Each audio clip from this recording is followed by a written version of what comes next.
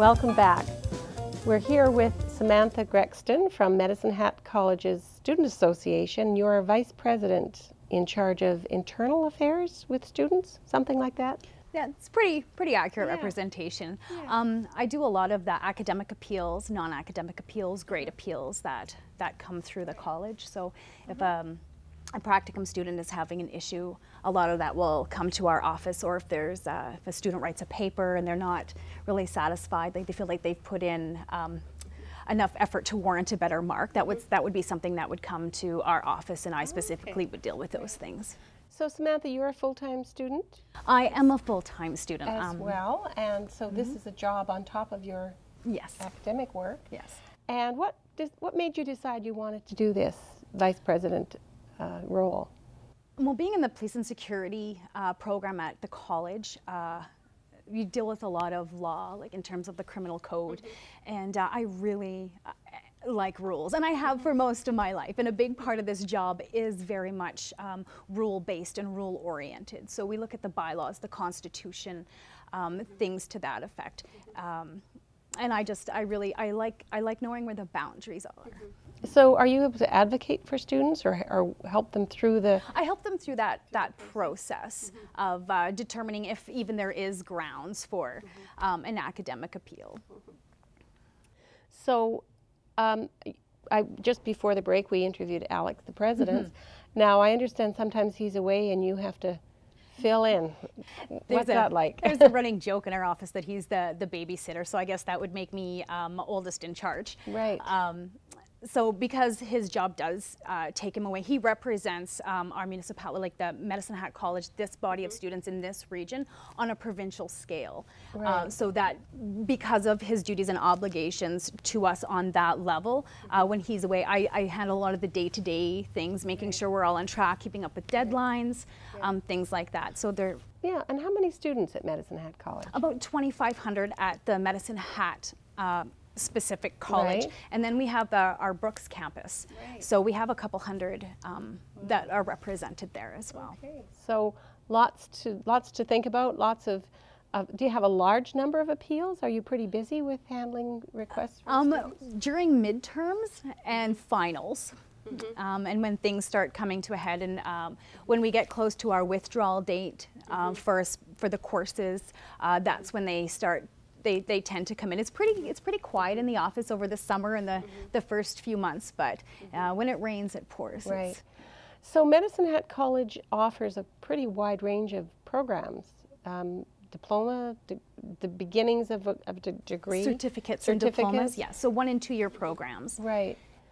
And with the opportunity for them to have support with, you've mentioned food banks, social workers, to handle some of the stressors of being a student, is that the idea? In terms of our peer support center, Mark is our peer support coordinator. He is a registered social worker, and he actually works with other students so that they become peer support workers. Okay. And then they're on a kind of like a rotating schedule. So if a student does need to talk to someone, there is someone who is available for that. And we also, because of the symbiotic relationship we have with the college, we always take on a practicum student as well from the social work program to kind of help out with the workload. And mental health is becoming an issue. Well, not becoming an issue, it's becoming more recognized and more noticeable.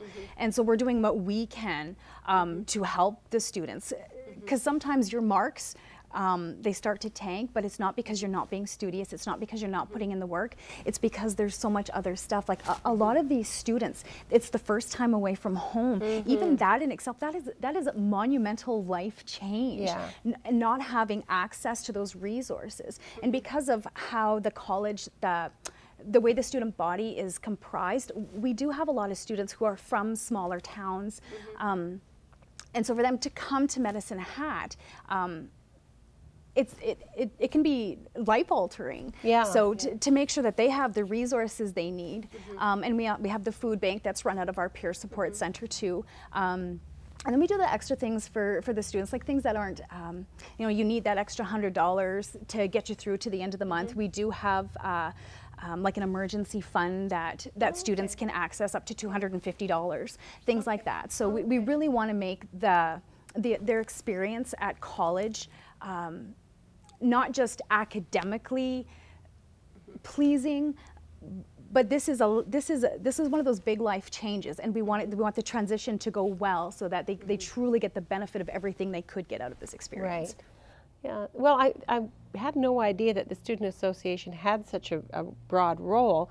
I guess I'm thinking about in high school, where you would have had your high school president and the student union or whatever it was. Yes. And I remember in university, the student union building was the place you went to hang out, but I never thought about there being a student union at the time. Oh. But I guess it's the same sort of thing. Yeah. You're right, it's a lot more to prepare people for the workforce than just the classes. It's about getting along and problem solving and keeping afloat, I think, financially, emotionally, all those things. Is there still a daycare at the college? There is still a daycare at the college. Mm-hmm. So I'm imagining you've got students from all walks of life, from all ages, stages, or are mostly young people that you deal with at the college? I think that a lot of that, I can't even say that it comes down to the programs themselves. I'm in my 30s, and I'm in the police and security program, and I'm probably the higher end in terms of age of what you will find in that program specific. But I think because of the way that that our economy is working now, like where we are, people are starting to go back to school, and they are starting to go a little, like I was a young mom, so I have a 15-year-old, so I waited to go back to school. So I think that to nail it down to a specific age category and a specific program, I think it's pretty generalized, even in terms of the trades. We have older people going back, you know, looking at their second career. Right. And the same with moms who've been, you know, at home raising their children, and now their children are, you know, they're off getting married, they have their own life, they're done their academic journey, and now, you know, the parents figure, well, it's time for me to go back and see what I could have done if I'd have gone earlier. Right. So that's what you're doing, really, isn't it? That's essentially, it is what I am doing. Good. And a bright future. You mentioned you really, I think I heard you say something about ultimately you'd like to be a lawyer? Or? Yes, I would. I do enjoy rules. I enjoy rules a lot.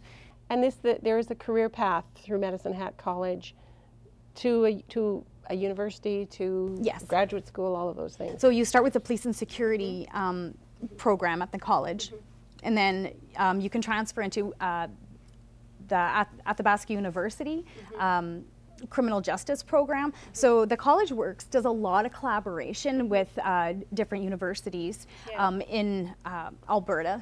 Right. Wow, so much to know. Well, thank you so much, Samantha, for coming and sharing this information. Medicine Hat College, who knew that we had a student association with 4 very active young people working to make things better for all of the students there. So thank you very much. Stay tuned. After the break, we're going to talk about the market at Medalta. So we'll be right back.